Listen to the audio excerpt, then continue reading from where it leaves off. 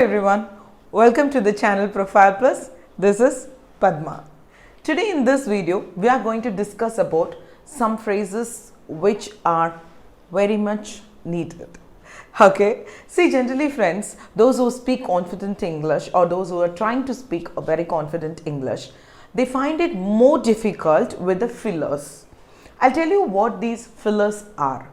Fillers are the sounds what we make in order to bring out some words from your mind.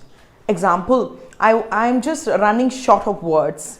I'm not pretty confident about my sentence structures.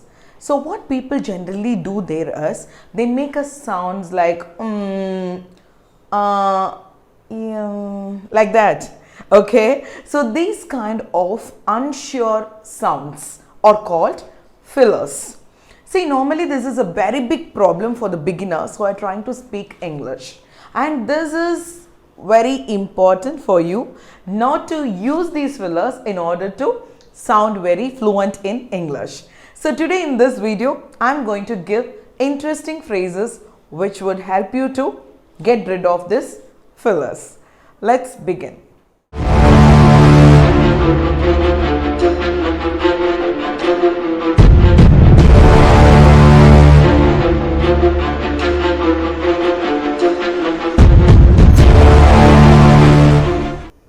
Yes friends, how many of you who are watching these videos make this sounds of fillers? See, there are certain situations where we make these sounds.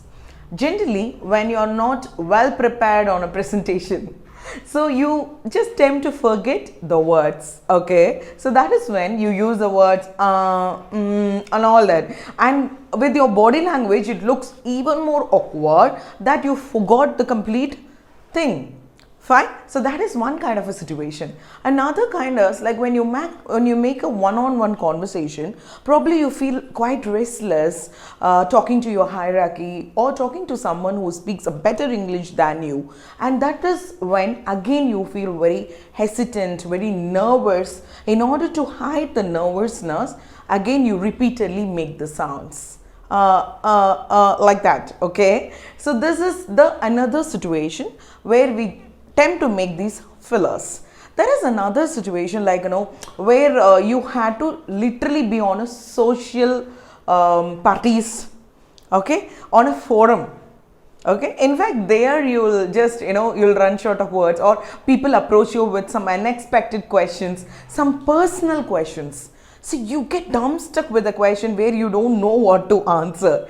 There also we use this filler sounds. See, let me just tell you certain phrases where instead of you making all that sound, you can convert, you can bind the timing by using all these phrases. Understand? Yeah, let me just tell you my very first phrase today. The phrase here is, well, that's an interesting question.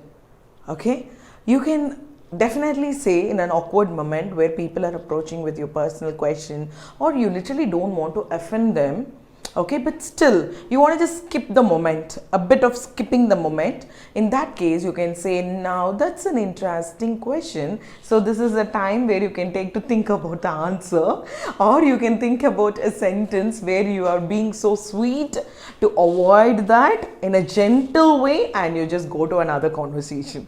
Fine. So this is how you can handle this time of fillers with this kind of a phrases. You can either say, well, that's an interesting question, or no, that's an interesting question, but you know what, like that you can just try to skip it. Okay, so there are two different ways you can do this.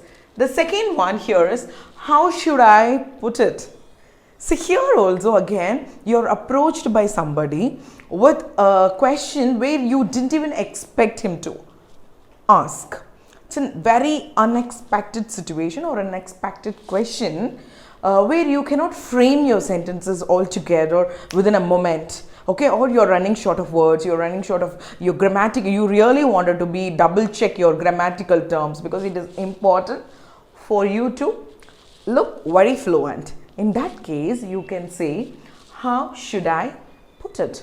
Okay, you can in fact say, how should I put it? Means, how should I put it? You are just binding up the time.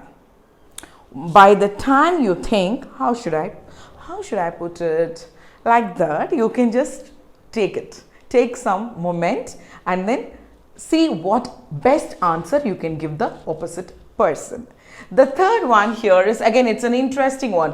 What's the word for it? Maybe you wanted to use the exact vocabulary, but you were unable to get it right away.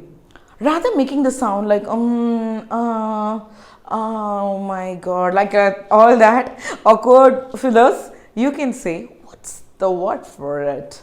Probably try to explain it in the moment of time where you're recollecting the word.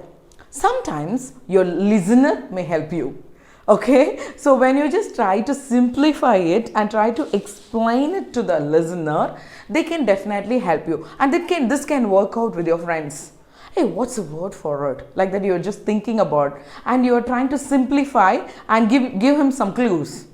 Give him some clues so that the listener would sometimes help you. So please don't make the first. Instead, use all these phrases by heart, at least 2 or 3 among this, and try to start using it from today. The fourth one here is, well, you see, okay, so this is very, very easy and most frequently used by a very big auditors, okay, TED speakers and all of them. See, whenever you are doing a presentation on a stage or you are on a dais, then there is somebody from the audience, they ask you something. Maybe sometimes you are prepared, sometimes you are not prepared, and you need some time to literally, think what exactly the question is. But this is the time where you cannot be giving this awkward silence to the audience. Whenever you're giving a silence, they think that you're not confident.